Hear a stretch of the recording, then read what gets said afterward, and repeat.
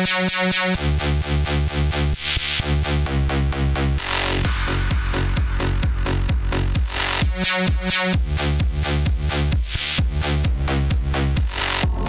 are 365 days away from the 103rd running of the Indianapolis 500, and well, who knows, next year might have someone that actually drinks some milk. Maybe who even deserves to win the race. Just kidding. Congratulations, Raw Power. Welcome to the 2K World Cup presented by DES Simulation. There's no Penske, no Ganassi here, no Andretti, no Ed Carpenter, no Danica Patrick. There's nothing about Mercedes or Red Bull or Ferrari, all of that malarkey. It's all down to two drivers, Brian Lockwood, Felipe Burr, a pursuit of a championship as we welcome you here to Snetterton in the United Kingdom. Will Vincent and Jake Sperry, we are about 20 seconds away from qualifying. And Jake, in terms of the championship, there are 6 points in it. Felipe Burr has 426 points, Brian Lockwood 420. No one else really is worth mattering about right now. Yeah, Bortazzo, Greg Zeet, they're close. Yeah, Andrew McCoy is in the mix there for P number 3, 4 and 5. It's all about P number 1 and P number 2. Oh, you bet it is, Will. It's been a championship where Felipe Burr has been the most consistent, but Brian Lockwood has come to form at exactly the right time for his championship. He's won the last 2 races. You led every single lap of the race that we had prior at Donington Park. If anything says form book, he's also, Will, the quickest man in practice. 6 bonus points up for offer here in qualifying. Indeed, so the drivers are about to head themselves onto the track for qualification. Same thing as ever. 2 laps, go as fast as you can. It's overcast, 64 degrees, 47% race relative humidity, 13 corners around the 300 layout here today, Jake. Yes, and that 300 layout, of course, exactly 3 miles long, can always present a big challenge. It's surprisingly slow. It's very technical as a course, and it's those who normally get their strategy to work. It's the way that they look to go and win events like these. But, Will, something is more interesting than just how difficult this course is. It's the track conditions. It's cloudy. It's 19 air, 19 track. And let's get some words out. That is going to mean that oversteer is going to be a huge factor today. As much oversteer as Helio Castroneves, Danica Patrick, yes, Tony Kanaan, and all those people had earlier on today. Yes. Yeah. Spoiler alert. Oops. So, yeah, of course, these drivers are now on track. We are going to go then and have a look at a couple of drivers over the course of this qualification session. Let's actually have a look first at Brian Lockwood because he is on track first. So, we're going to go on board with him, Jake, as well. He's got to do the chasing. He's got to win the race here today. Well, yes, he certainly does, unless something befalls Felipe Burr, and it's not too often we say Mr. 2K World Cup runs into trouble. But for Brian Lockwood, I think he wants to put a number 1 on his vehicle for next season in the 155. He's worked incredibly hard all season long to get to a position where he can fight for his first ever championship in the 2K World Cup. He's never been in this situation before. Mr. 2K World Cup Felipe Burr, he certainly has experience on his side. He's defending a championship lead, but right now heading through that very, very difficult right-hander. Next up is the bomb hole, arguably the signature corner on the course. It's going to be about how you maintain a lap here, especially when off tracks. It's all grass around here. The moment you step onto that grass wheel, it's so easy to run off, and run off by a very large margin. Yeah, low curbs here at this racetrack, but as you say, the grass is substantial. You get onto that, it's a bit like Mosport, if I remember, that Motorsport, Canadian Tires Motorsport Park, as an example, because you do end up just basically not losing speed. The next thing you hit that will slow you down is a guardrail. Yes, and the guardrail is not always going to be the most necessary thing. I think the good thing, though, about Snetterton compared to, say, a circuit like what we see at Mosport is the fact that it is based once again on an airfield very similar to how Silverstone is. So you get that ability to say that this circuit doesn't have too much elevation change, although it is uphill towards turn number 1 and downhill on the run towards Brundle. I think that you look at this circuit, it can be very difficult, it is very challenging, but when you do go off, you normally have quite a bit of time to try and correct things. Yeah, I'm not going to lie to you. I'm not the greatest fan of this racetrack. First of all, any track that has a stupid name, such as Brundle on it, I never really seem to care much about. But also, at the same time, you know, what is it at British Tracks and Airfields? We just seem to have loved the idea of taking any, well, World War racetrack, airfield, and making it into a racetrack, Jake. I mean, I think Elevation does create some form of character, and Snetterton's got it because it does turn in on itself a number of times. It has got high, medium, and low-speed corners, but as we do end up to the stupidest name in all the motorsports, you know, it's one of those things. It's different to Silverstone, but it is put in that same set of racetracks. It is, Will, and I think that partially it comes down to the fact that we don't have much room in the United Kingdom to see. Oh, you don't. I'm a town planner. You can't argue that one with me. Okay, there may be room, but maybe it's not as viable compared to some other areas. I don't think it's the #1 priority, I'd say, Will. As time's come in, Diogo Francisco, currently the fastest for TT Racing, 2:04.4. I certainly think, though, that repurposing has been the bigger priority out of what we've seen, and that's why we see circuits like Snetterton crop up. Here's Brian Lockwood, though, looking to set his first time. Alfredo Malo goes up to the fastest time on a 2:04.4. For how much longer? Answer is going to be a lot longer, because Lockwood has left himself one lap to make it work. Yeah, Brian Lockwood does not set a time that first time around, then going off track. And, well, you talked about that to some extent. The fact that, you know, the grass here really does you know, play a big factor. There are these kind of runoff areas, the extended curb features that some of these drivers will try and use. As here's Philippe Leber working himself right now on the exit of Williams down the Bentley Straight towards Brundle. So now the pressure's not even on Leber for the time being. It's now on Lockwood to make that final lap work, Jake. Exactly. They need to be inside of the top 5, Will. There are bonus points on offer: 6 for pole position, then 4, 3, 2, and 1. If Leber starts gaining points here, it's going to mean it's a tougher challenge then for Brian Lockwood to make things work for him. You look at where he is now compared to Leber, 6 points. You can argue that's nothing at all. In this series, where it's 50 for a win and 47 for second place, every place matters, and especially when racing gets tight. Here comes Leber through Murray's corner, the final corner, really pushing wide on the exit, all over the rumble strip, the AstroTurf on the outside, shortening the run onto the centre straight, and over the line he will look to push 2:04.6. That's good enough for third, and currently, Will, 3 bonus points. Yeah, of course, we are going to pay a lot of attention today to your 2 championship drivers.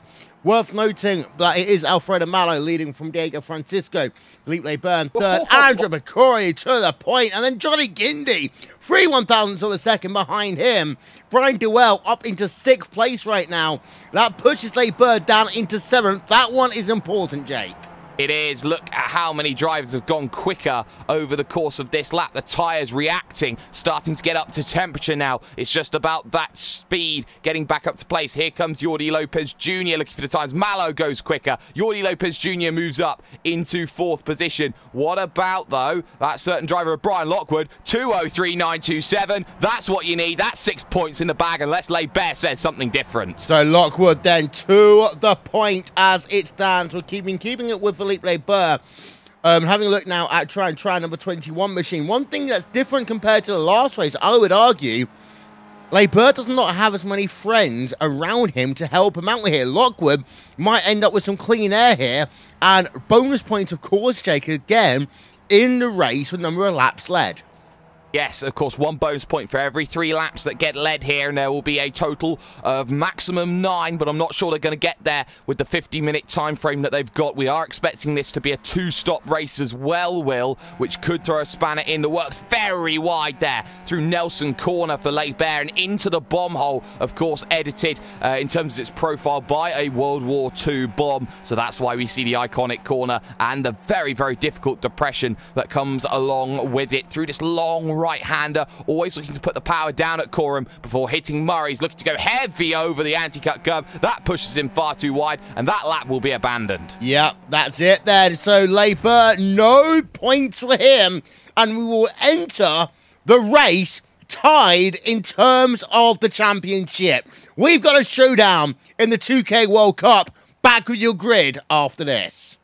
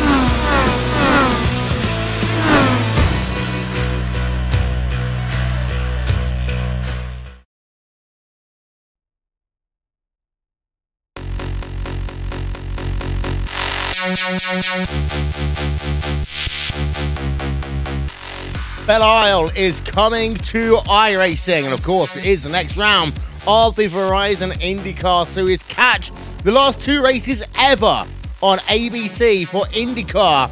That'll be next weekend. Shout out to Alan Bestwick, Scott Goodyear, and Eddie Cheever doing their last 2 races. Good job today at the Indy 500.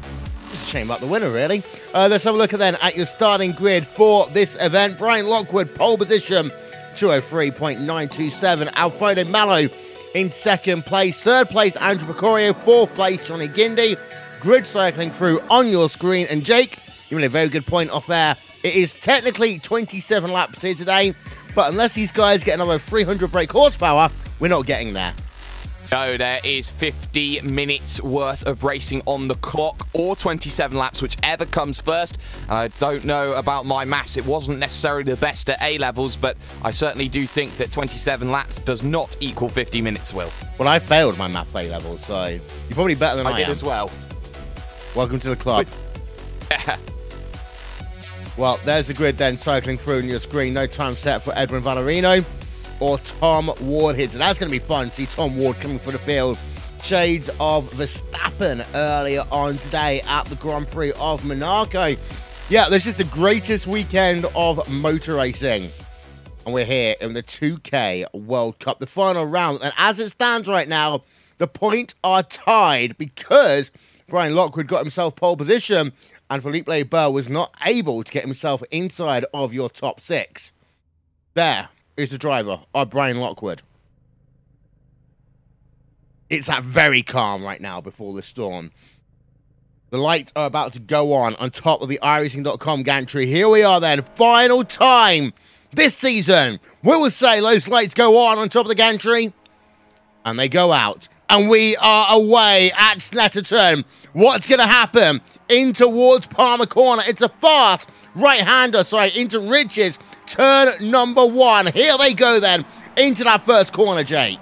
And no dramas at all from your front runners. Exactly what's needed. A little look then from Simon Edwards as he desperately tries to get to Diogo Francisco as they make the run to Wilson. Corner on the brakes. Looks there as Gindi goes down the inside for Evolution Racing Team. Looking to get past Andrew Picario and is not going to get past as they now make the run to Palmer Corner. Turn number 3. Side by side still behind us now. Brian Duell is seeing that Diogo Francisco is in his own scrap. Edwards as well on the run as well, and as far as I see, it's Leibert going backwards. He lost a position to Jaume Dalmasis.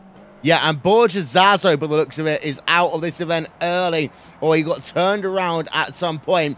There is no start for Tom Ward or Edwin Valerino, so those two are not going to be racing at all for the rest of this season.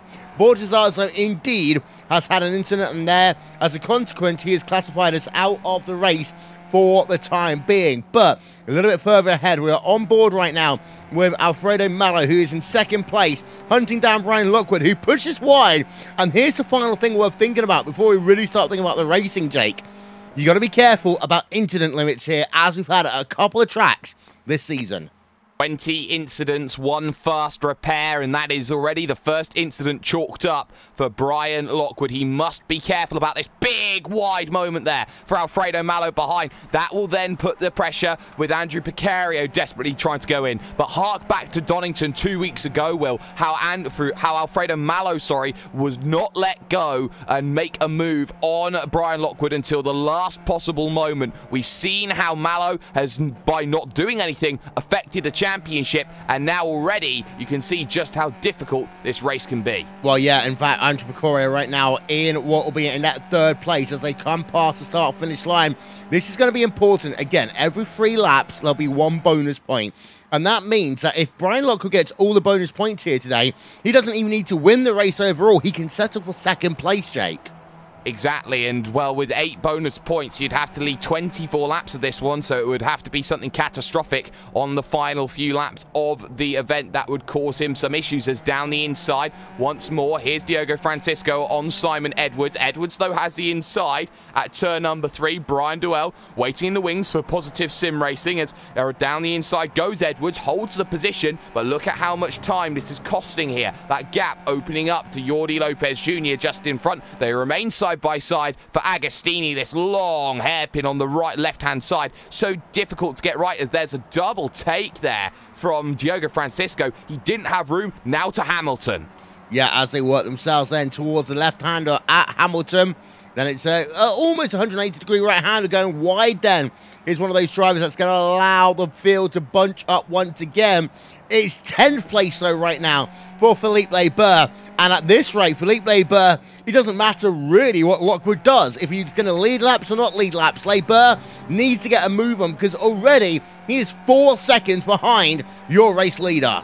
Yeah, and you can see he's desperate to get past Jaume Dalmases. He'll go to the outside to make the move. As in front of that, Francisco goes to the inside as they go to Brundle. Most difficult corner on the course because you are braking and turning then for Nelson. This right-hander, Leibert to the inside. Oh, there was almost contact there between the pair. I think there was. And look at how Leibert has suffered because of it. Yeah, and he's lost himself even more time as Diego Francisco been going at it with Brian Dewell. Simon Edwards as the battle's going on all over track right now. So there's a lot of action going on, but the issue is, for Philippe Burr, it's a lot of action going on ahead of him on track. This is what we always talk about in the 2K World Cup. You want to be at the front end of this leading group because you never quite know what's going to happen behind. Here's Diego Francisco, Simon Edwards, side by side, in towards turn number 1. The right-hander into Riches, they'll come. And that will be Francisco working himself up 1 position for the time being. But now it's going to be a long, slow run down into Montreal corner. And let's have a look. Will Edwards go back down to the inside? He's going to try to at least into that long right-hander on Montreal. And this is when the track kind of separates itself out into its 3 different layouts. And now we work ourselves down the long run-ish towards Palmer corner. I actually like this section. Reminds me a bit of Sonoma in some ways, Jake. It does, and Sonoma is very difficult to overtake, but I think Snetterton gets that correct as this battle continues. Now, Jaume Dalmases looking for the inside here on Simon Edwards, who desperately goes to the outside. Bit of contact there, as I believe Francisco's trying to back this field up, back for Leibert, give him an opportunity to gain some positions and gain some vital points. The team effort for TT Racing and their brigade of boys, Will. They know how to work the team game absolutely perfectly, and just like that, Leibert can now start attacking Brian Duell, as I've just seen as well, Precario being attacked by Guindy quite a bit over the course of these opening laps. That's just giving the gap to Mallow and Lockwood. Yeah, so lots of little scraps going on right now inside of your top 10. Philippe Burr still at the rear end of that top 10, but Greg Zeet is back into the hunt here. We haven't really talked about Greg Zeet as much as we have done in previous seasons, one would argue, but he is there in the mix. He's unlikely to put the pressure on Barber because, of course, the two are teammates right now. In fact, if anything, Zeet is going to be the rear gunner in terms of that. Baldessaro is still on pit road, so it's a long day for him by the looks of it, as he will be classified as out of this event, we believe. Rob Adams had a pit stop early on, as is Hans Hoyer, Tran, Amion, and no, Chris Malcolm is actually still on the lead. Lex will take that one back. One bonus point complete for Brian Lockwood. He now leads the championship by 1 point. 1 point, and this is not even including where he finishes and the amount of base points he scores for finishing in what position he does. So for the moment, he'll be happy with where he is as he continues to open out that gap. He's got about half a second, Will, at the front of this trainer. 5 as Precario has to get on the brakes. There goes Guindy down the inside. Precario makes the mistake, loses 1 position, almost 2, because there's Jordi Lopez Jr. trying to act as rear gunner, trying to get in with Johnny Guindy, making Evolution Racing Team have something to smile about after they've lost, I think it's 4 members in the last 2 weeks, Will. Yeah, I saw one of those actually. Is it Bo Albert I saw on Facebook just a couple of hours ago? ERT, and that's the thing about these big teams. They do shift, of course. We are at the end of an iRacing season as well, so a lot of people will move and change teams around that. Of course, the next season of the 2K World Cup would be really interesting to see what team moves happen there as well. Yeah, they've lost Bo Albert, Simon Feigl, which is a massive loss, Adam Maguire, and I believe also Scott Larnack as well. So they're really losing their Oz NZ base, Will, and I think that's going to be crucial for them moving forward, because I think this is going to mean that Evolution Racing Team could lose their identity moving forward, as, again, Guindy runs very wide out of Williams. Yeah, there's actually going to be an interesting, I think, Sim Racing Observer article, maybe a podcast here and there about that, because ERT, of course, started off as an Australian-New Zealand set. But as it stands right now, it might just be Brenton O'Brien, one of the few people in that team from the Australian-New Zealand community. And what that will mean, essentially, is that you have your team manager completely disconnected, Jake, from the operations day-to-day of the team. And that's going to be very crucial as well, because that means you don't have a team that is operating properly. It means that you can't coordinate properly. It means there's miscommunication. And it also means that everything just gets that little bit more difficult. But for now, it's a good job. 2 vehicles inside the top 5. Well, they'll certainly be very happy as Penske was today. But Greg Seat's now starting to fall off the back. How dare indeed. JB Massada now looking to attack Greg Seats. Remember, Greg Seats has his own little battle, Will. He's fighting for 3rd in the championship, as is Andrew Precario. Yeah, indeed, there is Greg Zeet and Simon Edwards. In fact, if I am going to take a little bit of solace, it might be worth talking about the fact that Will Power is a registered iRacing driver. So there we are. We've had an iRacing member win the Indianapolis 500. Happy, happy days. Christian Kabanga versus Fran Costello. You can't... Oh, look at that. Almost 3 wide, actually, in toward... that corner, as Carvick Pies there involved in that one as well, as is Fahim Atanides. Atanides, of course, recently has joined the Thrustmaster Movano team. It's helped him to some extent, Jake, I think, this season with Movano, but I think that Fahim still had some of the issues that a lot of people was always associated with Fahim. Very good driver, just a mistake sometimes creep in. I don't know about this move, actually, for Fahim Atanides, and I'll tell you why, because Thrustmaster Movano does not strike me as a skippy team. They may have Enzo Canto, who runs in Skip Barber. They may have Fahim Atanides, but out and out, Movano have been traditionally a Formula 1 team. They have been traditionally a GT team and a prototype team. Their biggest focus for Movano is those World Tour events. And when you see the likes of Tommaso Cala, Marcus Hamilton, you talk about Frederick Evers, Fahim Atanides does not get into that list and probably goes right down the pecking order if he did want to make a GT3 effort. Yeah, but I know that Fahim's always talked about wanting to compete at the higher levels. Himself and a couple of other people from Club UK and have a look at teams like Movano and think, well, that might be our way in. Having a look at Brian Lockwood, by the way, he has lost the race lead, so he's not going to get all the bonus points here today, as he's down into 3rd place. Alfredo Mallow now leads his motor race, but being 1 point ahead now in the championship and knowing the fact that I'm having a look to try and figure out where the driver, as here we comes Lockwood and Johnny Guindy going to go side by side in towards Riches. Then here they come. I was actually focusing though on where Philippe Barber is right now, because Barber is not having a good day at all right now. No, he's not. He's pitted. Oh, so he's gone for potentially the early call here, Will, deciding to pit early, get that short stop done because it's a 2-stop race today, and look to go for an alternative strategy to get himself back into play. Yep, pit stop then 7.4 for him. Short pit stop, we'll do the longer one maybe later on. But the issue is, of course, we say 2 pit stops. It's not 2 regular size pit stops. It's more 1 full and then a splash and dash take more than anything else. Oh, and Lockwood goes deep at Agostini, almost takes the rear away from Alfredo Mallow, and that for Brian Lockwood was a scary moment. He can't afford to run into issues. Yes, he's now back into 2nd position. Yes, he's led 5 laps of this event, 4 laps of this event, looking to try and lead his 5th. But the issue he had there was he was just too deep on the brakes. He had the mistake, of course, here at Williams a lap ago, where he just couldn't get on the power. The rear was trying to step away from him, and positions were lost. But I think he's got to play the long game here. There's only 5 drivers in this train. He does not want to be scrapping it out for positions because Guindy does not care. Tweet us at RaceBotTV, like us on Facebook /RaceBotTV. Let us know who's going to win. Will it be Lockwood or Barber in terms of the championship, and will it be one of these two on top of the rostrum at the end of this race, or would it be Mallow or Guindy or Picario or Lopez or someone else? Atonides, by the way, up into 13th place. Kabanga down into 14th on the racetrack. Let's go ahead and have a look, though, down in this mid-pack, because it is booming right now. We're on board with Frank Costello, Christian Kabanga just ahead. Yes, we are, and this is a lovely 5-car scrap, which Fahim Antonides has managed to break away from and is trying to run away. So Kabanga, Castillo, Kartik Pai, who arguably about 3-4 years ago was one of the best Skippy drivers you'd find around, not so much anymore. And Bastian Hausmann, who is part of the TT Racing outfit, so he's one of the brigade of boys that will be looking to try and help Philippe Laibert today as he looks to make his team take over Skip Barber Racing at the highest level. You feel that this mid-pack have their own little scraps, their own agendas, and they've all looked to make positions here. Kabanga, for example, he's +9, +13 for Frank Castillo, +12 for Kartik Pai, +9 for Bastian Hausmann. But the difference is, Fahim Antonides is -4, but he's been gaining positions in a different way on a recovery. Yeah, and we talk about being hard to overtake here at Snetterton. It's not actually that hard to overtake, because there are some good braking zones, but it is, I hate saying the N-word here, Jake, a momentum racetrack. And Montreal, Agostini, maybe in towards Brundon Nelson, and then finally Murray's are your only real overtaking opportunities here.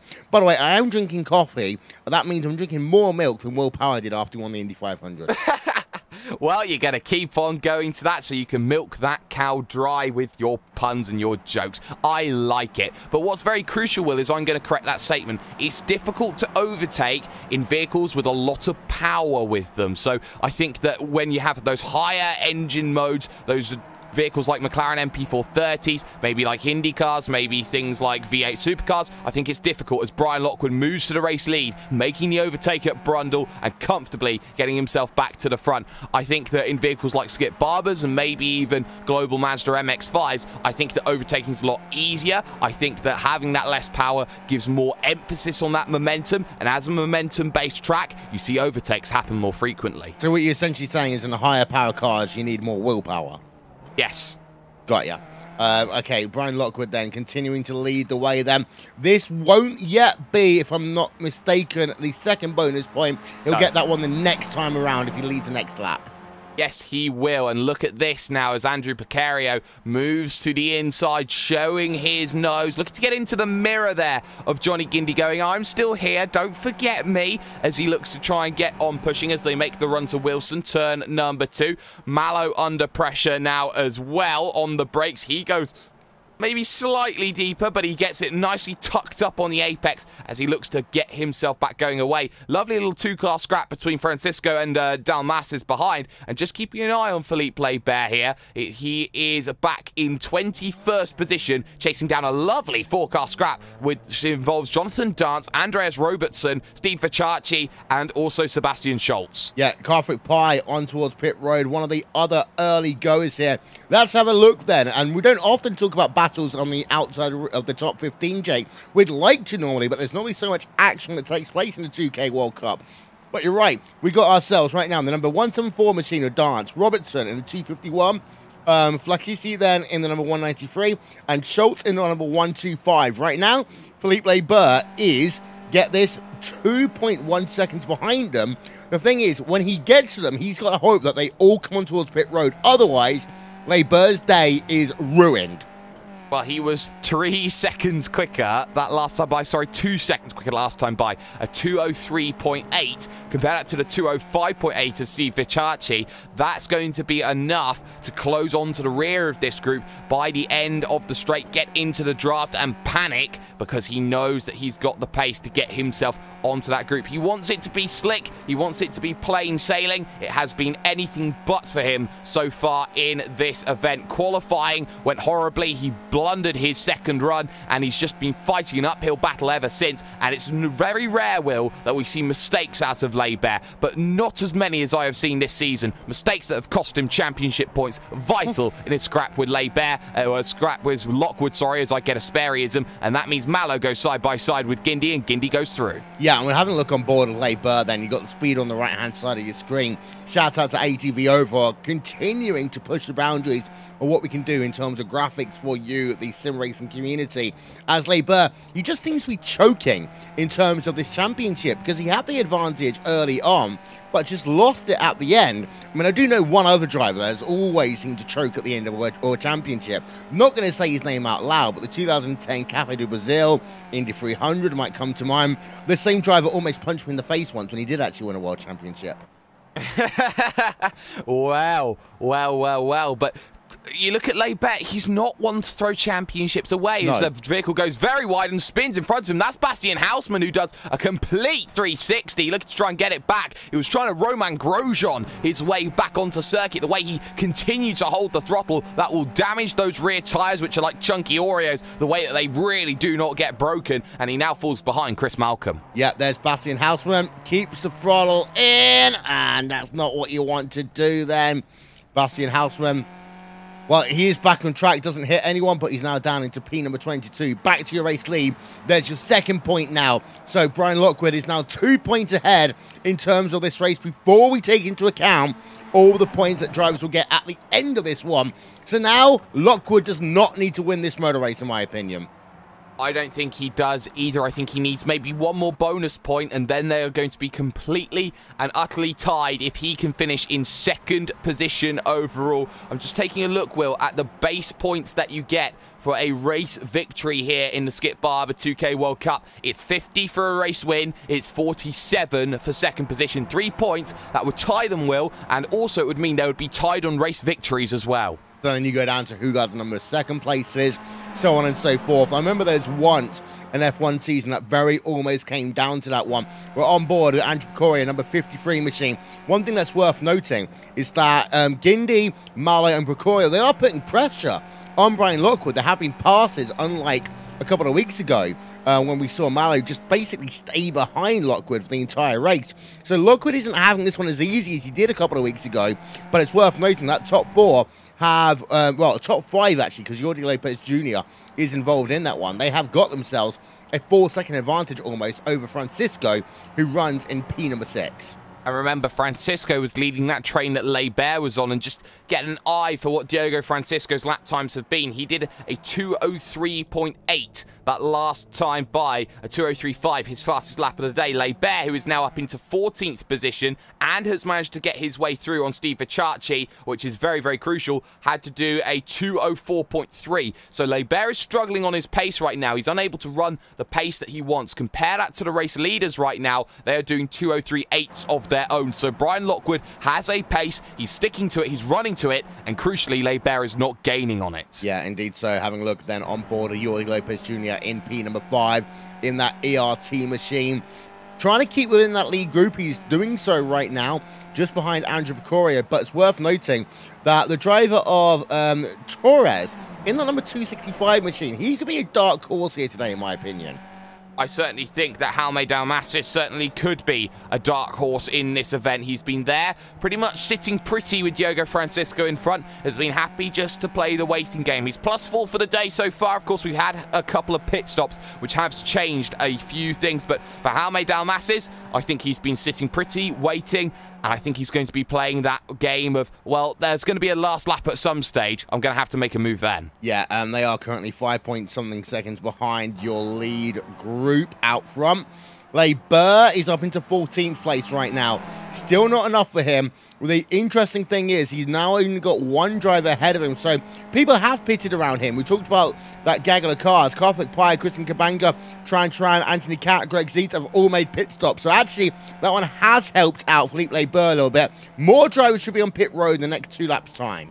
Yes, Simon Edwards is on the lane, and this is a very interesting and unique lane, Will, because it is based uphill, and it's one where you can't necessarily run through all the boxes because they have small little slants, small little up pushes on them, which means that if you run up, it's almost as if you're going over one of those really, really difficult sleeping policeman sections. You don't want to damage the nose of this vehicle. It can cause damage. It can cause aero disruption, and that is not helpful. So Simon Edwards out and away behind Bastian Hausmann. So that's going to be very, very crucial for Philippe Barber. He's going to probably gain a little bit on the drivers he wants. I expect him to be ahead of Dalmases and Francisco. I expect him also to be right up there with the leading group.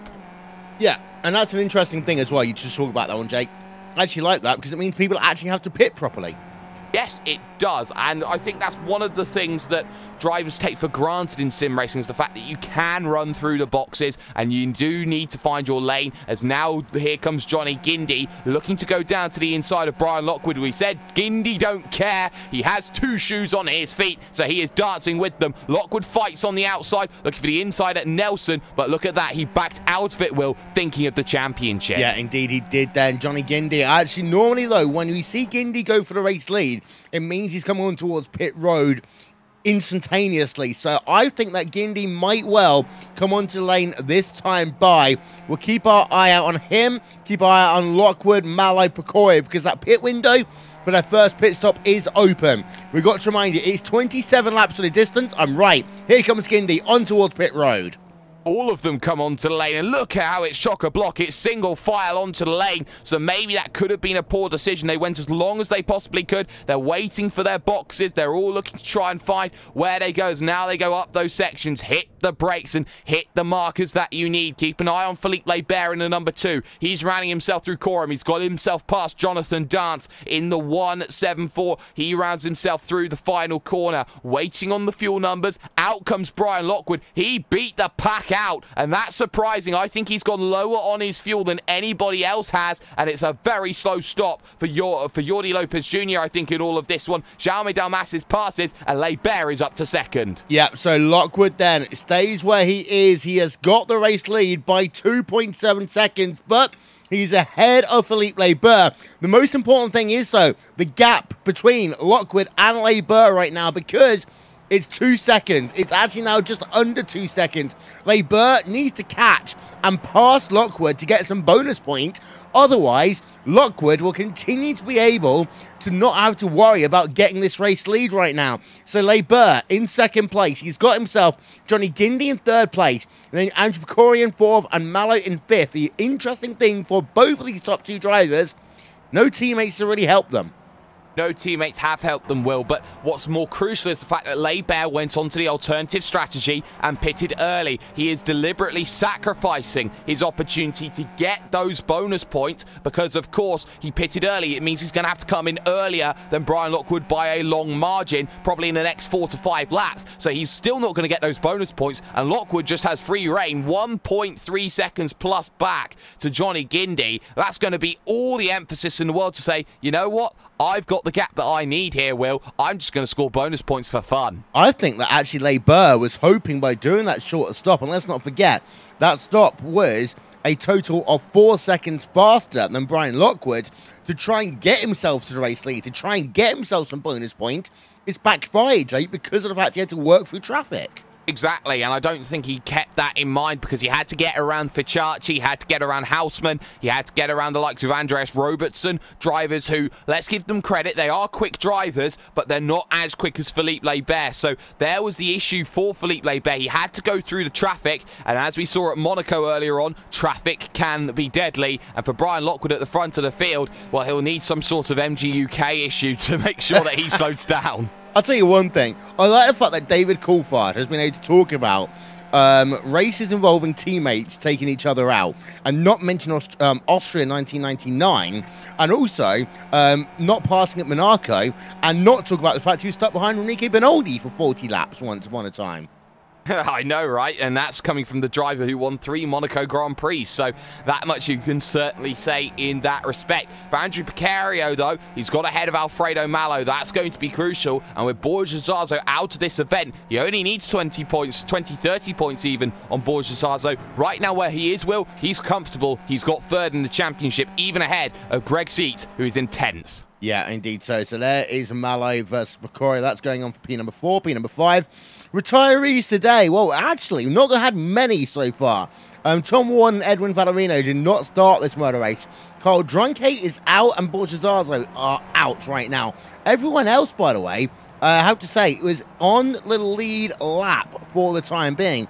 The 29 drivers on the lead lap. This will make things interesting later on because lap traffic might become a factor just as we get to the end of this motor race. Here's a look then at your top 8 as it stands right now.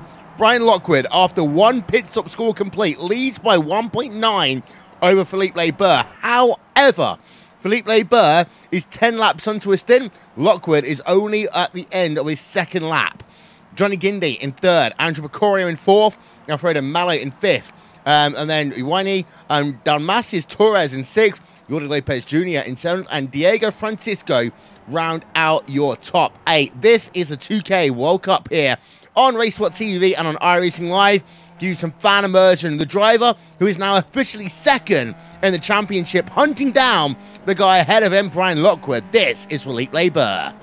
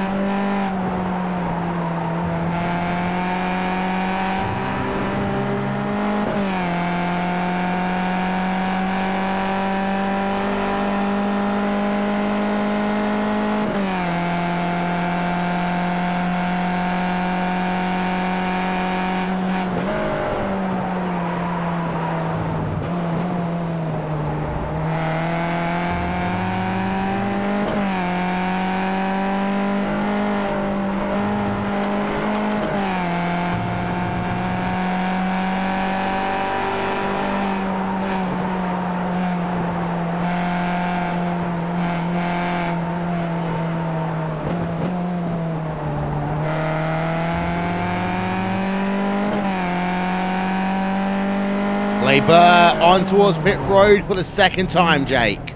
Oh, and he was so aggressive coming onto the lane. So aggressive looking for that line. I wonder if he slowed that down. He really had to hit the brakes as he was looking to hit himself at 55 kilometers an hour. He was 60 heading onto the lane, and I wonder if he's staying an extra 15 seconds. Well, we'll keep an eye out on that one then for Philippe Leber. This could be championship over.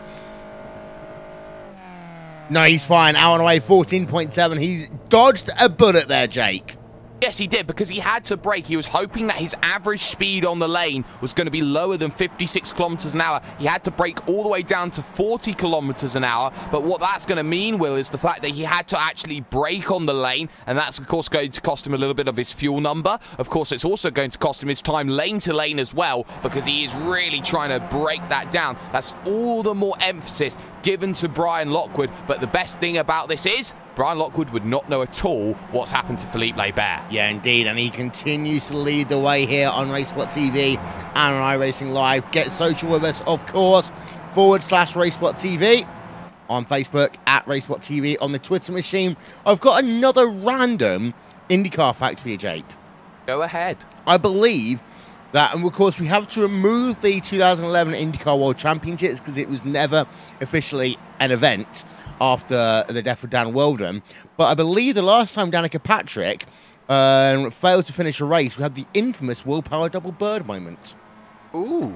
Well, that's something very, very telling. And the double-double that Danica Patrick wanted was also a double crash as well, so that's not going to be ideal either. No, so have a look around on board of Andrew Bacoria in the number 53 machine as, yeah, that was the day that... trouble.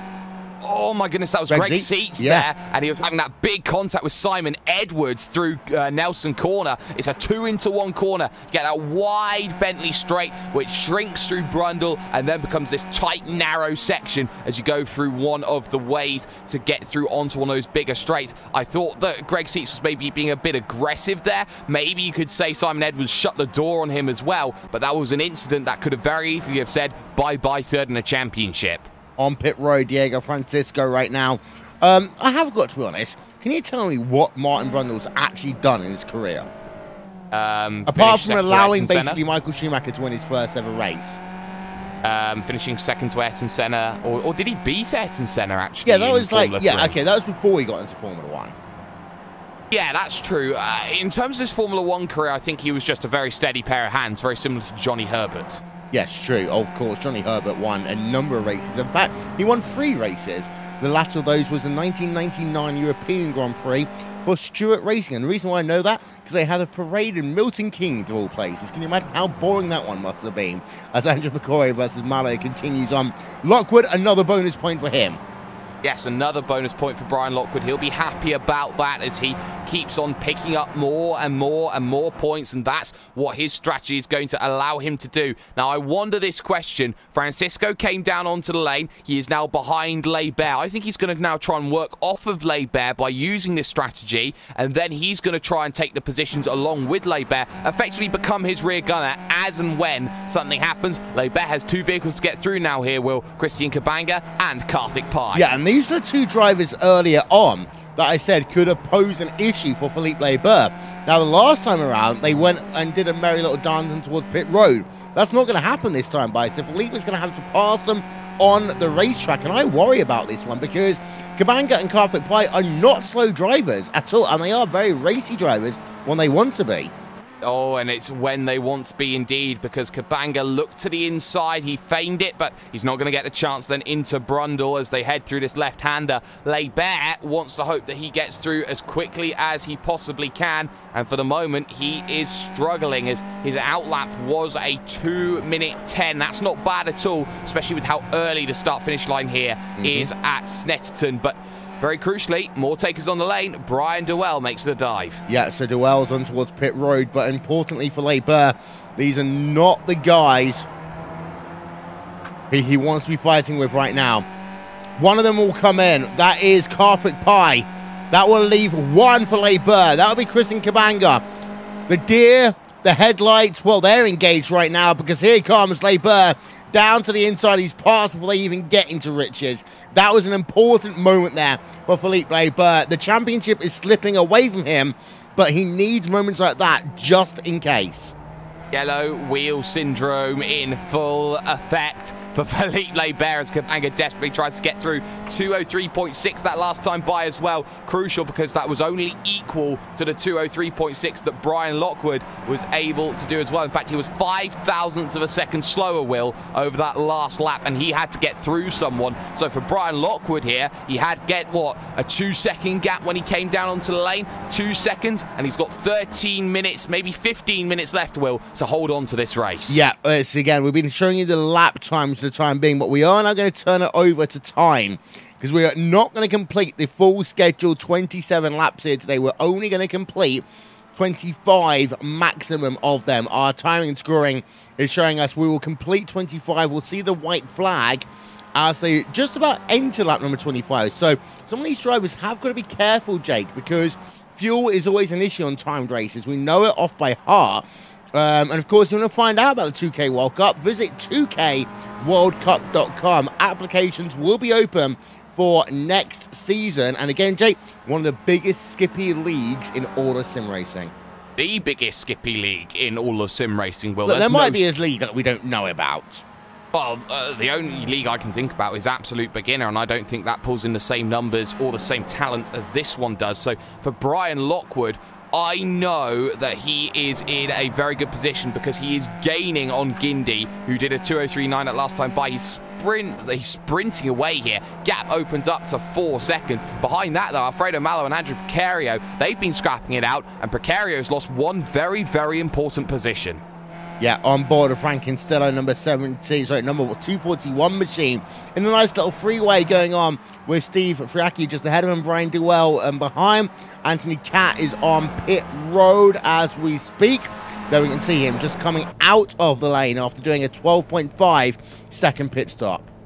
And a 12.5 second stop. Pretty good there for Anthony Catt, who has been improving, and I'd like to see him look for the top 5 over the next 2 seasons or so. He'll come out with Jonathan Dance in towards turn number 1, and Dance goes from riches almost to rags as he went through 1. He was lucky there was a bit of AstroTurf, a little bit of green paint there he could run into instead of running into the grass. He got away. He was almost going to be like Theresa May there, Will, and run through a field of wheat.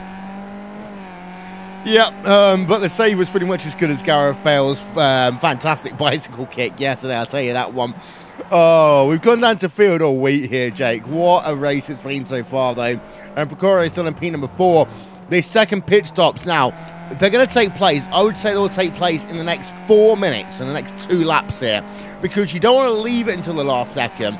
You want to give enough time for the tyres. You're not going to change the tyres, but the tyres will then heat back up and protect yourself for the end. Brian Lockwood, by the way, 4-second advantage right now over Guindy. So Lockwood, I do expect to see him on pit road this time by, and indeed he is on pit road this time by. And that, I mean, I just want to replay this one again on board of Brian Lockwood to show you just how hard it is to go on towards pit road at Snetterton. Let's listen in.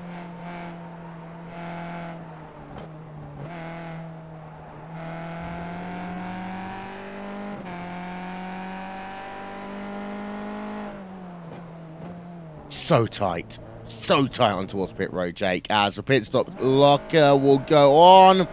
12.9 out and away then from Lockwood.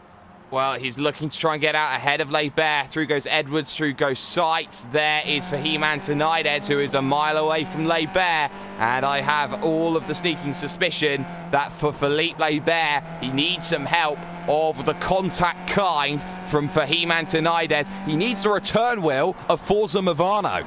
He does indeed. 11 minutes, 24 seconds. And the same, even if we had a caution right now, remembering how many laps you'd have on a caution, it'll only be a 1-lap shootout. So for Philippe Leibert, desperation mode is starting to kick in right now. Hello, James Allen. I knew you were going to say that. It's one of the most memorable calls of my early childhood life, so I very much keep that one in mind as life continues moving forward. But it has released Guindy into the race lead for the moment. Malo in second, Precario in third, and I think he just wanted there, Brian Lockwood, to be shored up about where he is in position. He knows he's got the pace over Philippe Leibert. He's just got to finish ahead of him now, and he confirms his first and his maiden championship, which he has done through some fantastic results over the final stages of this season. People say you can't just turn up. There's Guindy having a moment, and that's the same sort of moments, Will, that we see from Guindy that caused him to score no points for his first 6 starts this season. Yeah, replay on board then with Guindy. Talk us through it, Jake. Well, he just runs wide through Nelson. I'm going to have a second look myself because I wasn't quite sure how he managed to do that. He gets himself into Nelson. He's losing it on entry, just runs it wide. Big kick of the tail. And I thought for all of the money in the world, Will, that he was going to run himself round sideways and spinning. Yeah, actually, it's a bit like what we saw at the Indy 500 earlier on today. It's not about the corner exit today. When you've got cold tyres or really hot tyres, you end up in a similar situation.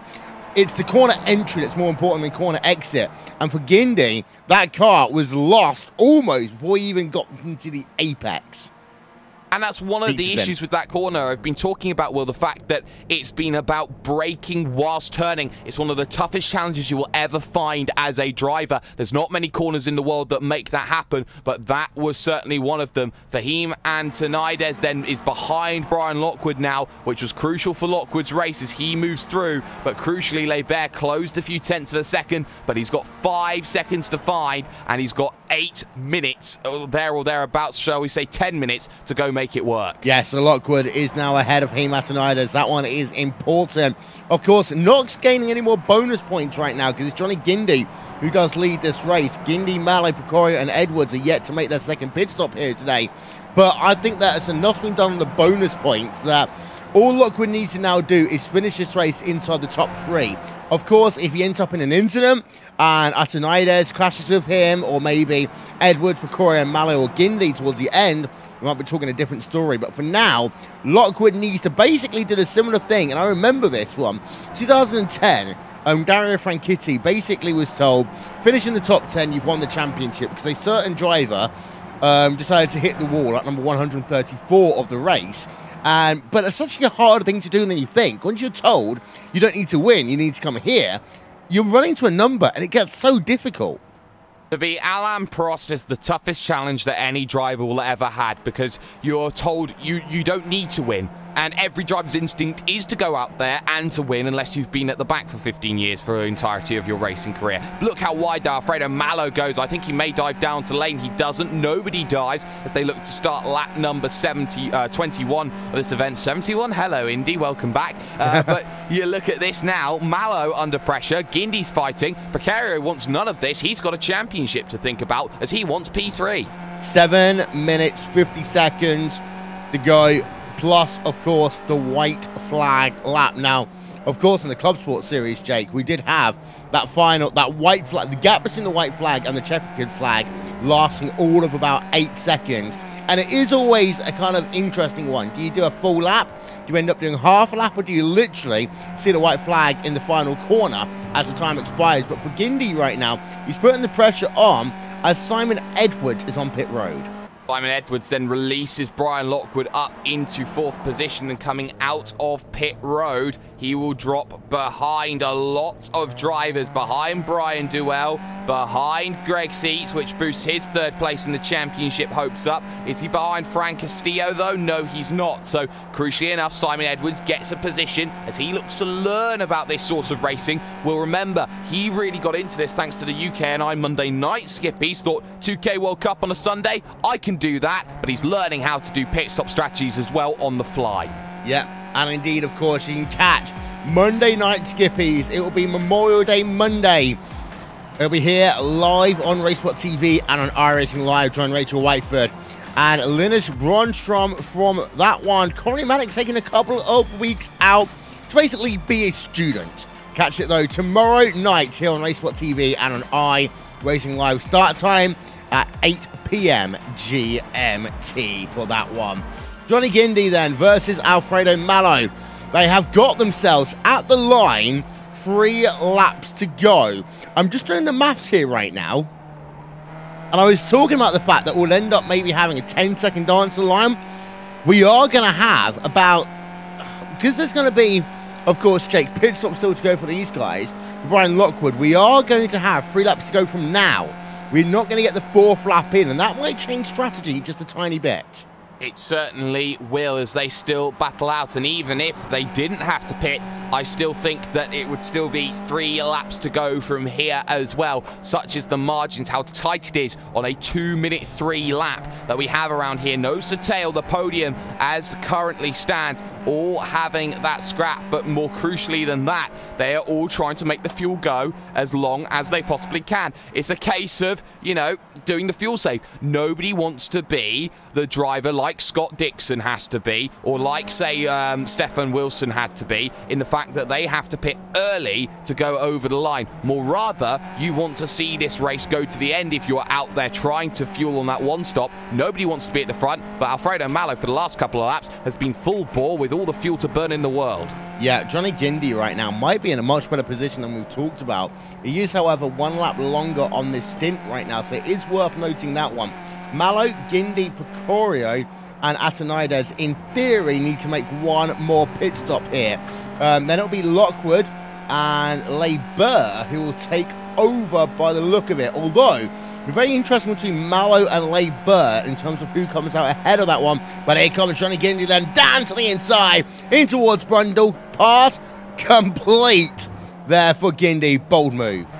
Bold move, and almost got run into the rear there by Alfredo Mallow. And what did you say earlier?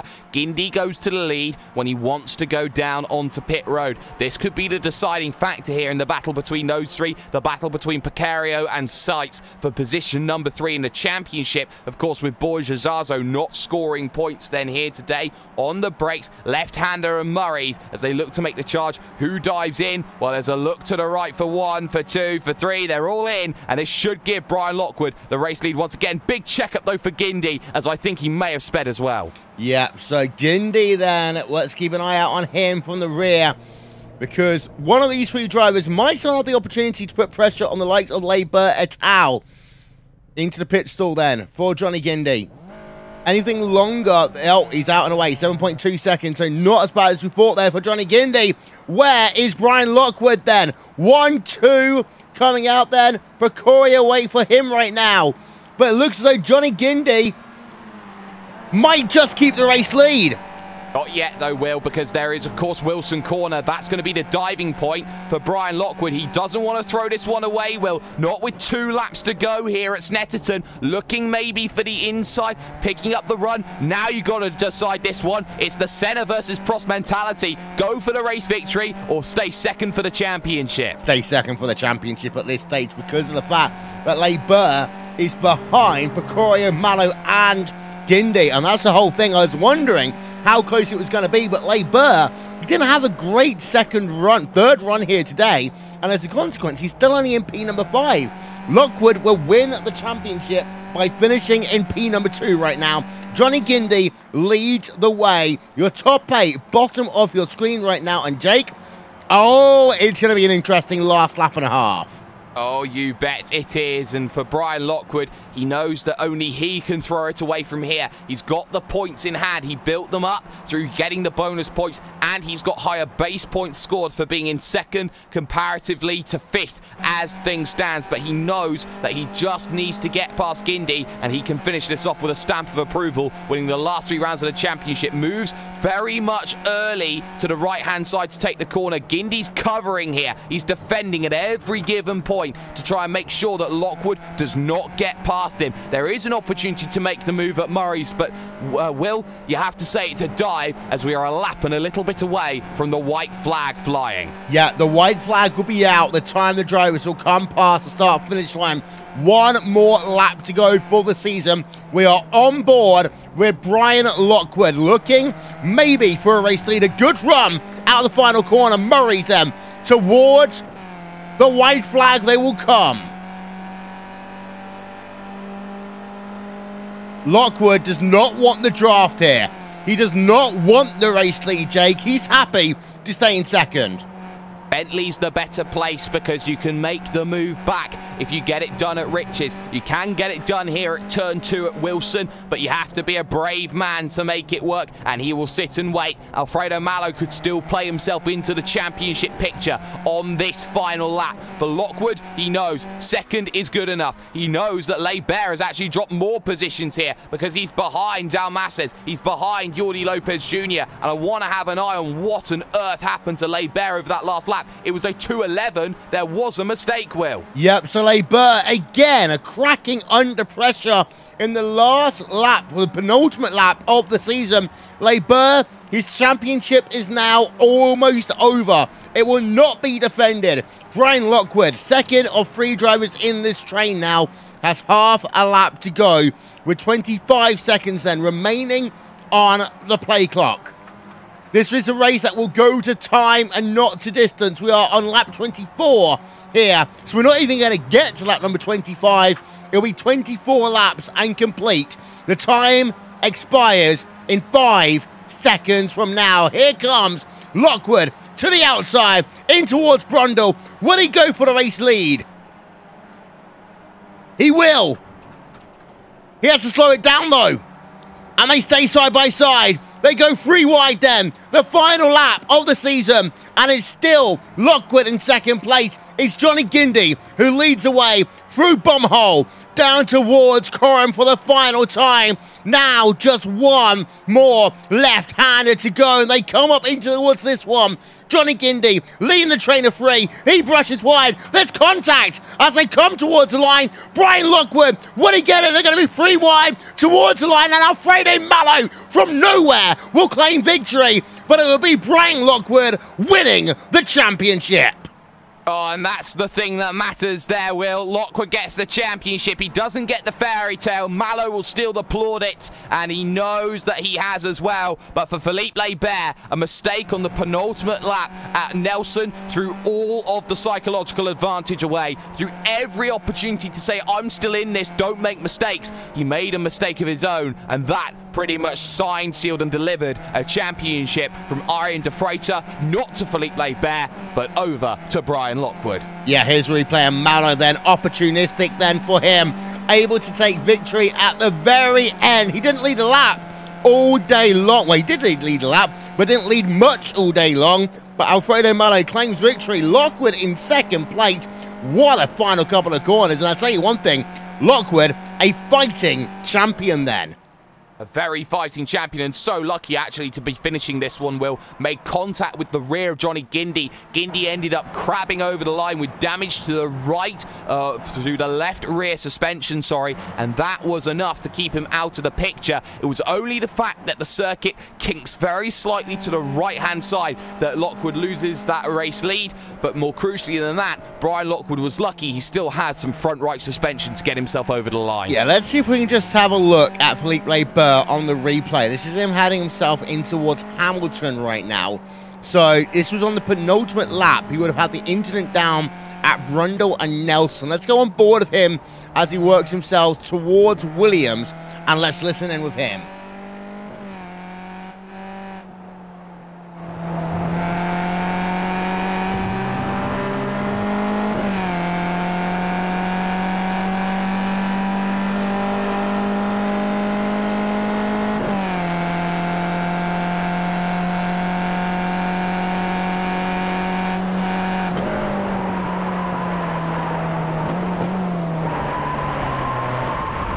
I'll tell you one thing there, Jake. That actually started at Brundle.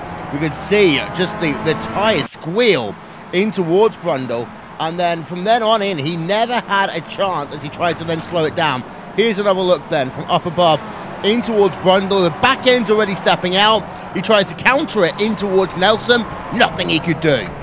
No, nothing he could do, and he could not feather the power properly enough. He lost it on the entry into Brundle and then into Nelson. That vehicle was always going to turn around. He had to fight hard, though, towards the end. He was there with Jaume Dalmases and Jordi Lopez Jr., ultimately finishing himself in 8th place.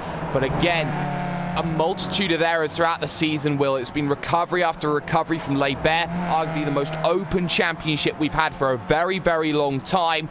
But it is one that falls into Brian Lockwood's hands, deservedly, for going 2 first places and a very narrow second to finish off what has been a beautiful season by his standards. Here's race results.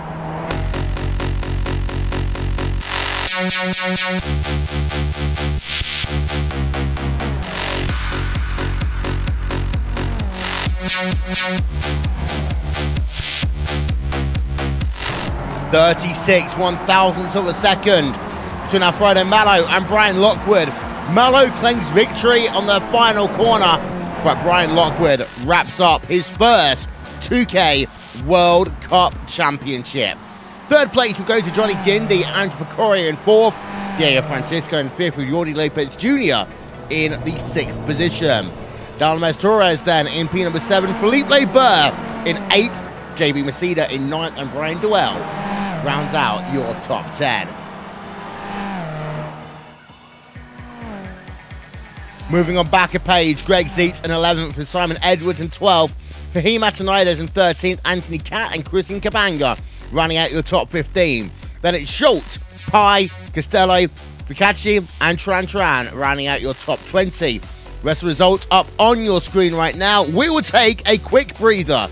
We'll be back to crown a champion here in the Skip Barber 2K World Cup presented by DES Simulation. We'll be back in a couple of moments' time.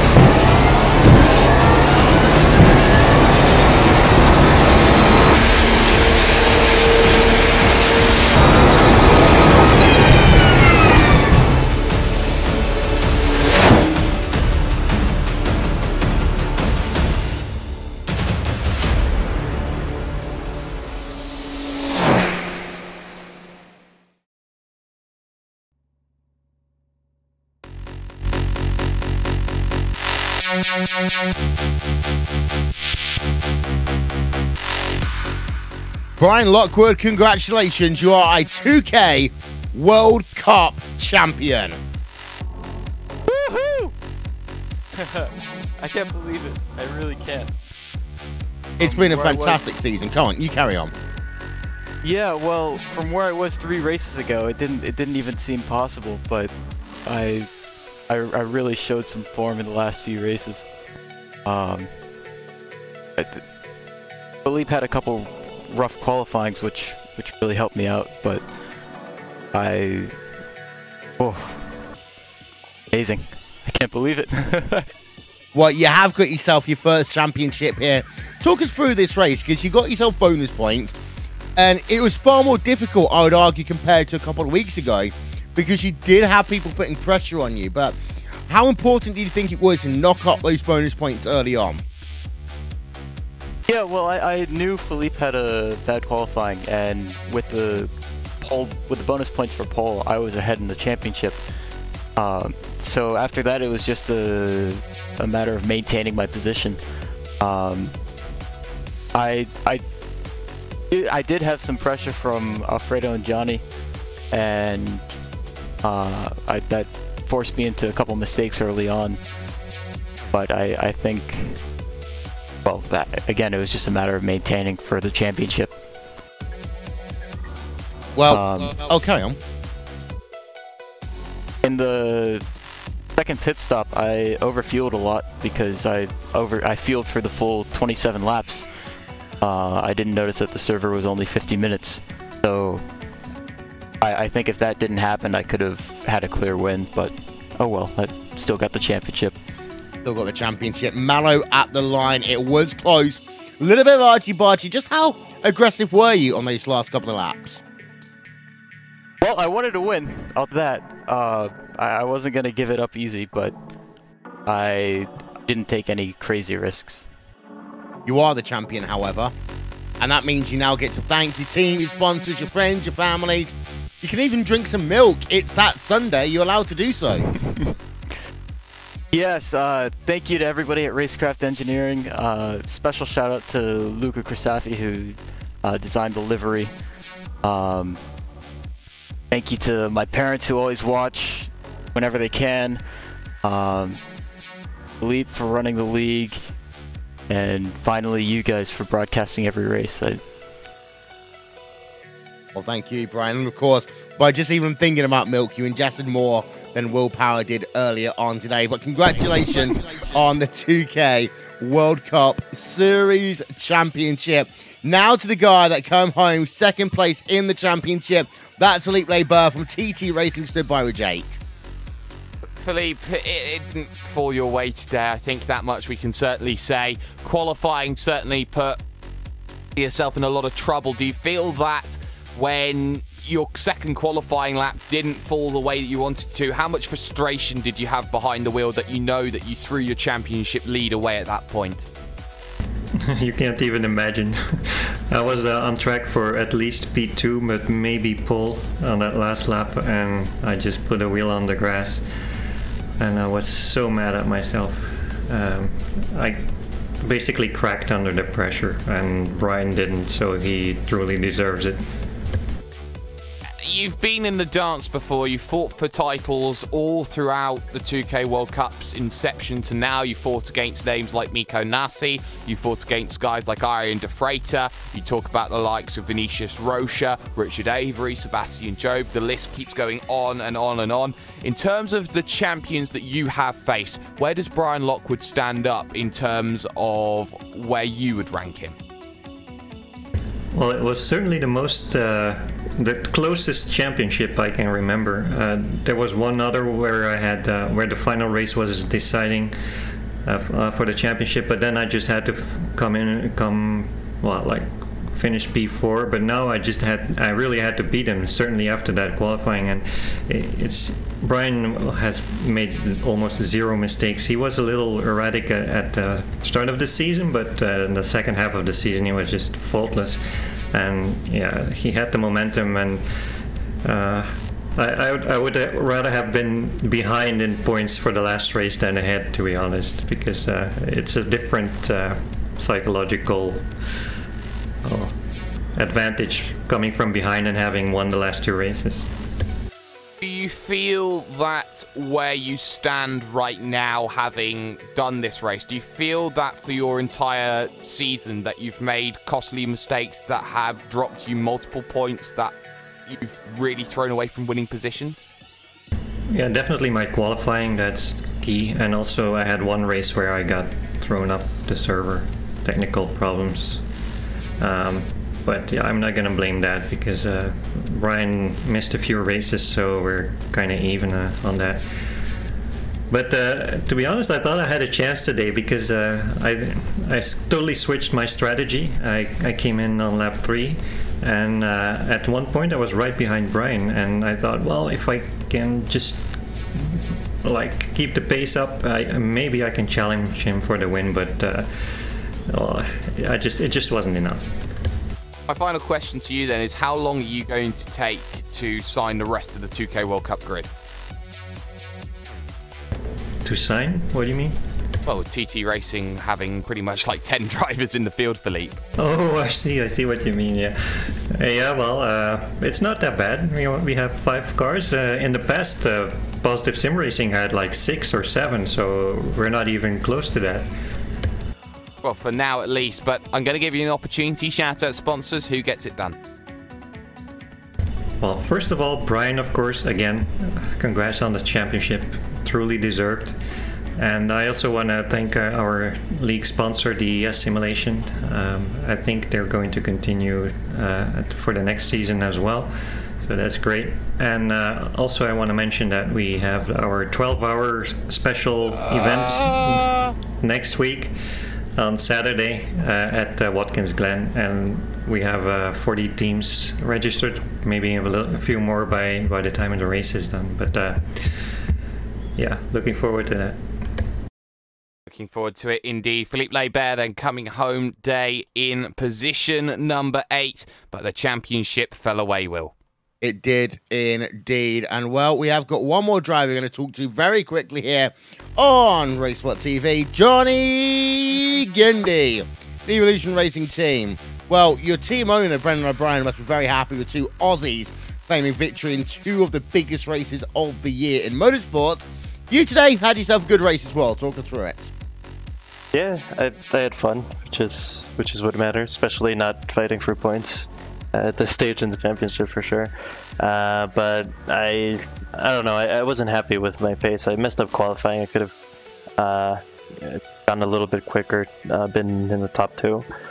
But then after that, when I was alone on track, my pace was absolutely nowhere. So I think I got lucky with my pit stops, and I in the end, it was a little bit tricky because the race was set to 27 laps, but it wouldn't go the full distance if it went past 50 minutes. So instead of the 27 laps, it went to 24 laps. So I knew that, but I still overfueled by 2 laps in the end. So I think I would have been clear enough of the guys behind if I actually short fueled the last stop to 2 less laps.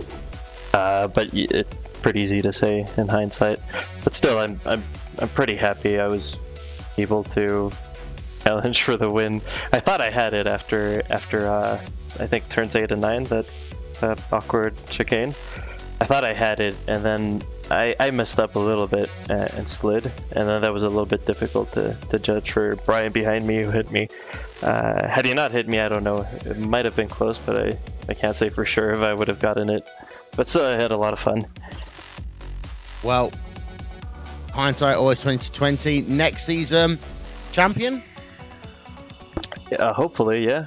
I think I'll definitely try to take it a little bit more seriously. I mean, at the start of this championship, I was trying to take it seriously. I missed the first 2 races, but after that, I really was trying, and I had so much luck. I had 6 points in my first 6 races, which is ridiculous. I mean, 6 points, so you get an idea, is like a 30.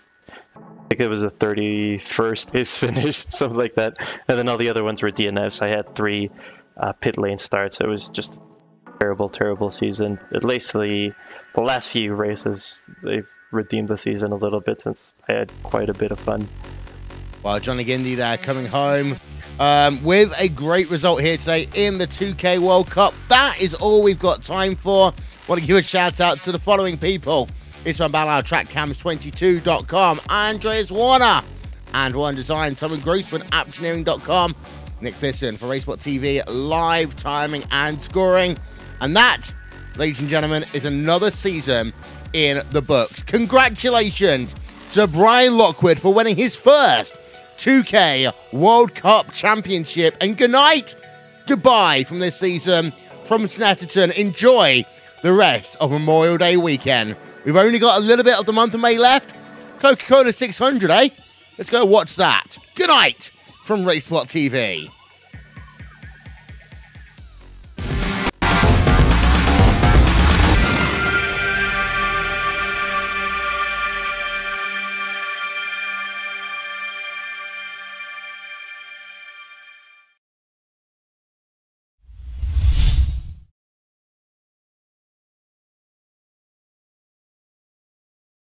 Will Power is my favorite driver in the whole wide universe.